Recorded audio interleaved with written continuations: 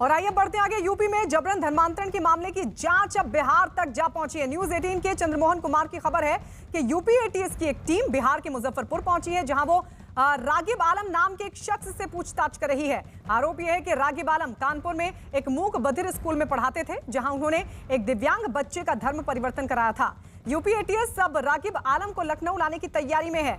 ATS ने रागिब आलम का laptop और मोबाइल फोन भी अपने कब्जे में लेकर छानबीन शुरू कर दी है। तो यूपी एटीएस अब रागिब आलम को लखनऊ लाने की तैयारी कर रही है। आपको बता दें, अब ये बिहार तक इस पूरे मामले की जांच जा पहुंची है। यूपी एटीएस की एक टीम बिहार के मुजफ्फरपुर पहुंची है और बताया यह जा रहा है कि रागिब आलम नाम के शख्स से पूछताछ की जा रही है। इस पर आरोप यह है कि कानपुर में एक मूक बधिर स्कूल में ये पढ़ाते थे। उन्होंने एक दिव्यांग बच्चे का धर्म परिवर्तन कराया था। चंद्रमोहन इस वक्त हमारे सहयोगी हमारे साथ फोन लाइन पर जुड़ गए हैं। चंद्रमोहन, इस पूरे मामले में अब जो जांच है बिहार तक जा पहुंची है, क्या नई जानकारी?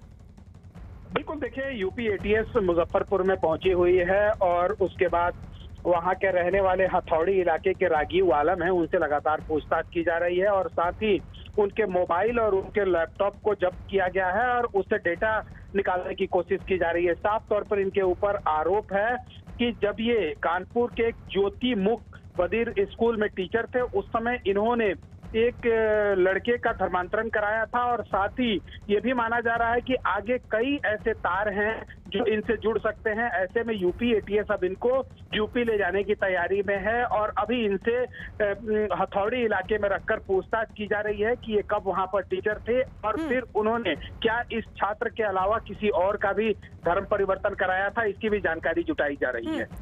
लेकिन रागिब आलम ने खुद कुछ बोला है पूछताछ में, चंद्रमोहन? बिल्कुल, देखिए, जब वो कानपुर के स्कूल में पढ़ाते थे उस समय का उन्होंने रिकॉर्ड बताया है कि वो कब वहां पर टीचर थे और उसके बाद वहां पर किस तरह की शिक्षा इन्होंने वहां पर छात्रों को दिया है और साथ ही यह भी खंगालने की कोशिश की जा रही है कि क्या कोई और ऐसे छात्र हैं जिनका धर्म परिवर्तन कराया गया है।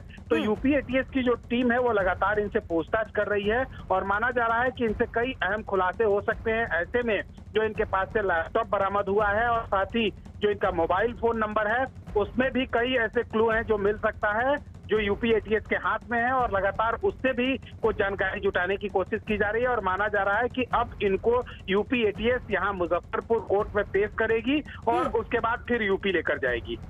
यानी लखनऊ लाने की तैयारी में है यूपी एटीएस। अब रागिब आलम के अलावा भी कुछ और लोग हो सकते हैं, इस बारे में कुछ पता चल पा रहा है चंद्रमोहन? अभी फिलहाल एक ही जानकारी मिल पाई है कि जब ये यूपी में रहकर वहां पर कानपुर में ज्योति मुख बधिर स्कूल में पढ़ाई करते थे, उस समय का जो रिकॉर्ड मिला है उसके आधार पर इनके पास यूपी एटीएस पहुंची है और माना जा रहा है कि इनके फोन से और इनके लैपटॉप से कई अहम सुराग मिल सकते हैं। ऐसे में उसको यूपी एटीएस जांच भी कर लिया है, उससे डेटा खंगालने की कोशिश कर रही है और साथ ही यह भी जानकारी जुटाई जाने की कोशिश कर रही है कि आखिर जो मुजफ्फरपुर में जहां पर ये रहते हैं, कहीं आसपास में वैसा कोई इन्होंने धर्म परिवर्तन तो नहीं कराया है। इसकी भी जानकारी यूपी एटीएस जुटा रही है और माना जा रहा है कि जल्द ही इनसे पूछताछ के बाद यह सामने भी आ जाएगा कि इससे पहले इन्होंने अब तक कितने लोगों का धर्मांतरण कराया है। शुक्रिया चंद्रमोहन इस तमाम